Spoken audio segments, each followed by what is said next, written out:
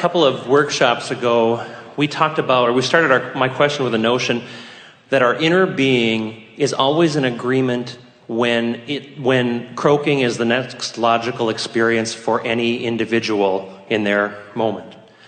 What I'd like to ask is another question from that. You said that that was an accurate assessment.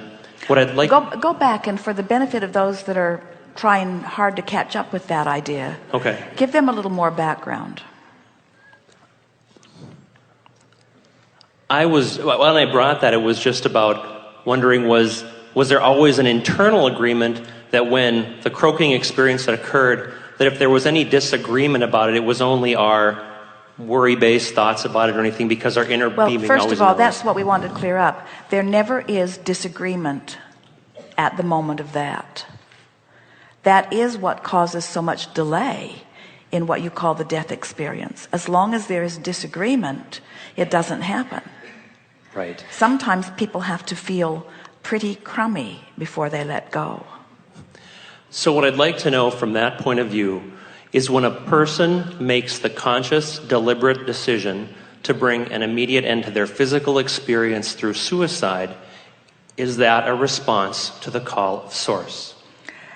Yes, because, now think about it and relax as you hear this, because we know this is a big topic. We've been talking about how every death is suicide, because no one can create in your reality but you, because no one can offer a vibration that affects what happens to you other than you. So let's say that someone, and it's usually the case, when someone reaches the place where they just can't take it anymore, where their pain is so severe, think about what that means. That means that person has been sifting through the contrast and has known what they don't want and ask, and known what they don't want and ask for what they do want, and known what they don't want and ask for what they do want. It's the perfect example of someone asking and asking but not letting themselves go, and asking but not going, and asking but not going, and asking but not going, and asking but not going, and asking, until they have a vibrational escrow that is swirling with such power that not going becomes more and more and more intolerable. So always, no matter what, once the Source is riding that rocket of desire, in other words, we want so much for you to get the sense of how your inner being is inside this expanded you and calling the rest of you toward it. But sometimes you're so far out of vibrational earshot that you can't hear it, and the louder or the longer or the more Source is calling, the more you feel the discord when you don't go. In other words, it's like that tug of war that just gets greater and greater and greater and greater. So whether you come to a seminar like this, whether you meet someone who focuses upon your positive aspects, whether you get some relief in some way and allow your gap to be closed while you're in this physical body, or whether you reach an extreme where you make a decision to do something that causes your physical death and then you immediately reemerge back into non-physical, in any case, the coming together of you is what is ultimately going to happen. The only question is, how long are you going to hold yourself apart from you? It's so interesting. There are so many people living in physical form, full of hate, full of anger, and full of self-doubt and every other kind of doubt, who will condemn till their dying breath those people who commit suicide, when those people who have committed suicide have come immediately into alignment with who they really are, while those people in their hate are holding themselves apart from who they really are for longer and longer and longer periods of time, until their bodies break down. And then they give themselves the valid excuse of reemerging. All suicide is a more deliberate, and you could say braver, attempt to come into alignment. And we know, friends, if you are hearing us say this and it is resonating with you, you are really on the leading edge, because the majority of the people on your planet would feel condemnation as they hear these words. Because most people want so much to feel good and still believe that their path to feeling good is controlling the behavior of others. that they even try to control your behavior relative to your living or dying. And they cannot bear it when you take charge and do something that they can't control and get out from under their control. People are so confused about death, they give the death penalty to those they despise. If you knew what the death experience was, you would not give it to those buggers you despise. So you just have to begin to embrace this big picture. You have to accept that you are source energy, and that source energy part of you, it will always prevail. That source energy, that pure positive energy, that love energy, that all is well energy, that's who you really are. And while you come forth into the physical for the dramatic and important purpose of taking thought beyond that which it has been before, you never ever, not one of you ever said, I'll go forth and I will endure separation from who I am eternally. You said, I'll go forth and there might be a little temporary separation, but my guidance system will let me know I'm doing it, and I will immediately turn into vibrational alignment with who I am. So yes, we got to say to you that when someone reaches that place of such wretchedness, first of all, you can't even relate to that. Most of you will never know the contrast that has caused the expansion and the agony that is felt in the not allowing oneself to go with the expansion that life has provided them. You just cannot know the discomfort that they feel. But we got to tell you, in that death experience, the relief is extraordinary. And then the next question is, and are they punished for bailing out like that? And we say, what do you think? If your inner being will not even join you in one negative thought, do you think that your inner being would condemn you from joining it? We will admit your methods are a bit extreme in the killing yourself, but we said to you earlier, you will close the gap. The question is, will you do it willingly? In other words, it is inevitable that you rejoin the pure positive energy that is you. Everyone does. It is inevitable. It is inevitable. Now think about it. Friends, let's stay here for a moment. It is inevitable. It is inevitable. It must be. You must return to the pure positive energy that is you. You must return to the pure positive energy that is you. You must. Now just rest with that for a little bit. You must. It is natural. It is good. It is normal. You must return to the pure positive energy that is you. You must. We're wanting you to soothe within yourself that death experience.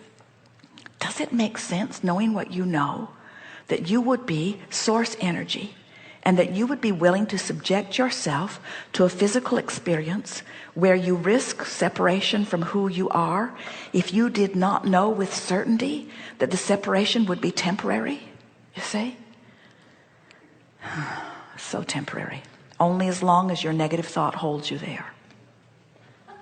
So then, help me resolve a little bit of dissonance in my current life because of that. I work in a telephone crisis center, and if we were to encourage people to go for it,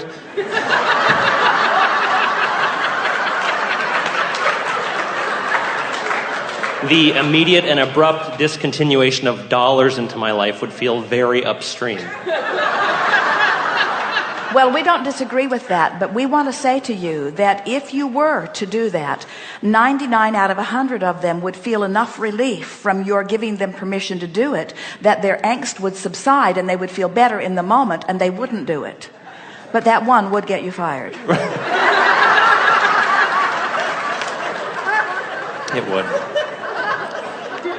But when you think about it, now, a lot of people who we have visited with have been in this uncomfortable position where there's been someone on their deathbed who's lingered on their deathbed for a long period of time.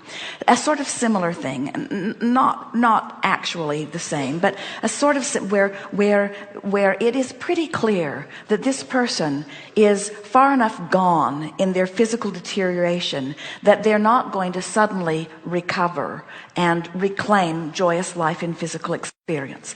But just the same, if you realized that if you will join or do your best to find the place in their vibrational escrow where the source within them lives, and you will call them toward that, it's not up to you whether they come through the suicide that they're threatening or whether they come through lining up their energy. But as an uplifter, you can do no less than call them toward the closing of their gap. So there are many things. So let's say that you're talking to someone on the crisis hotline and they are, what are they saying to you? Suicidal. I have a bottle of pills and I'm going to take them, or I have a gun and I'm going to shoot myself. So then you say, so just play with this a little bit. So then you say something like, if I were to tell you that right now I understand exactly what you're feeling, I would be lying to you, because I can't feel exactly what you're feeling. My life's going pretty well. But I can say to you that there have been times in my life where what I wanted and what I was living were so far apart that it felt to me like it just being over was the best thing for me. And then somehow I got another breath of fresh air. And looking back, I'm glad I didn't make that decision, because it did turn around and life got so much better and I do feel so good now. And in fact, I guess that's why I'm sitting here, because I would like to tell you that while I can't relate to what you're feeling, I can tell you that it can get better. And I'd like that for you. And then say, for some, the death experience is that path to feeling better. But for so many others, there are some other paths that are less dramatic. And then say, you know, selfishly speaking, that is the surest, fastest route to feeling better. Those you leave behind aren't going to feel that way. They're all going to be really mad at you. But I suspect that's part of the reason you're ready to cut out on them, is because you'd sort of like to get even with them in that way. But it won't help, say to them. It won't help them feel better. They'll just be mad at you for a more dramatic reason. You'd be better off just not giving a rip what any of them think. They'll resonate with that too. And then say to them, I can't tell you what to do. I can only tell you what I have done. And this I know about you, say to them, because you do. Anybody that feels this strongly about something as you do, there's a powerful desire within you that I believe with everything that I am, you can find your way to, just not this red hot minute. When we were kids, we used to say count to 10. And that sounds so foolish and trite with you feeling like you feel right now. But if there was a way that I could sit with you and distract you from whatever it is that's got you so upset, just to give you a little soothing and a little breath of fresh air, I can show you the path to having all of the things that you want to have, which you're feeling the opposite of now. I just can't do it all at once. So would you please just count to 10? And they'll grumble something at you. And then just say 1. And then they'll grumble something else at you and just say 2.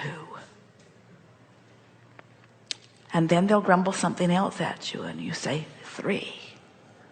And then you say, oh, by the way, friend, this isn't the countdown to the bullet in the head. I don't want to get to 10 and hear a bang. They'll laugh. They will. They'll laugh because that's the very thing they were thinking.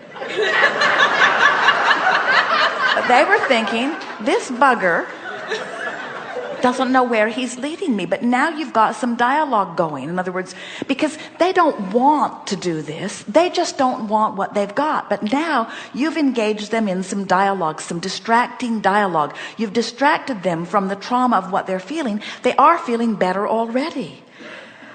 4, say to them, 4. And then say to them, I don't know how you're feeling, but I'm feeling so much better. And then say, and I know this isn't about me. This is about you. You're on that end of the line. I'm on this end of the line. But say to them, I couldn't do this work if I didn't care about you on that end of the line. 5, say to them, 5. And then say, 5.5. They'll laugh. They will. Say to them, all right, I admit it. I'm dragging my feet. And I'll admit it. I am doing my best to distract you from whatever it is that's bothering you. And then say to them, it's the best I have to offer right now. I can't fix your life with a few sentences now. All I can do is give you my promise, because I know this with every fiber of my being. It can get better for you. You just got to take your time in it. 6, say to them. 7. And then say to them, before I go further, can I just ask you, do you feel any better? And they'll say, a little. And then you say, then we have done really good work here together. And I'm so glad that you called, because you are the reason that I work here. I work here because I know how awful it feels to feel like you've been feeling. And because I know that there are ways to get feeling better that are easier on everybody. And then say, this is going to be too much for you to hear right now, but I can sense, because I've been at this for a while, that you're just getting started and that there is so much more that is wonderful that is before you. But if I try to put that in your face when you're feeling like that, you'll just feel a backlash because you can't see it, and it's just irritating to you that I think I can. But say to them, I think I can. I know life's going to get better for you. And I'd like it if you'll call me every day. Just tell the operator that you're going to kill yourself and they'll put you right through to me. And then we'll talk about how life can get better. Because it can. On the same subject of croaking, sort of, the French have a phrase, la petite mort, the small death, which is what they use to describe the experience of orgasm.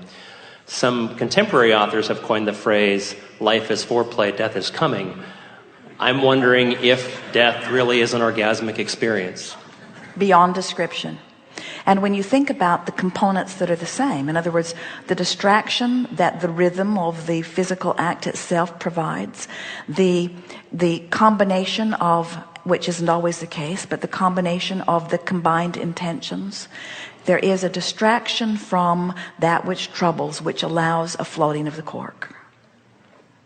And the death experience is that. It is a withdrawal from the contradictory energy. It is a withdrawal from the thoughts that hold you out of alignment with who you are. We think it is an apt analogy. My final question is about what sounds to me to be different. I'm sure you'll be able to pull it together for me. Is you often tell us that we are loved and adored beyond comprehension by source energy and by the universe. We also hear that the universe can't tell whether we're really doing something or just thinking about something. Oh, the universe can tell. The universe does not choose to look at you in a lackful state. In a what state? In a lackful state. In other words, the source that is within you gives undivided attention to the expanded version of you. Law of attraction is non-distinguishing, but there is a difference between law of attraction and source. Can you sort that out? Because it sounds awfully similar. Well, by source we mean the vibration, the becoming of the consciousness. That's the best way to describe source. Law of attraction is the universal response to consciousness. So law of attraction is response. In other words, if you think a negative thought, law of attraction will bring you more negative thoughts. Source won't. Source won't even address your negative thought. That's why you can affect a separation between you and source. You can beat the drum of the unwanted, and law of attraction will surround you with the unwanted. But source only beats the drum of the wanted. Big distinction. Huge. Thank you. And as always, there is great love here for you. Yes, indeed. Likewise.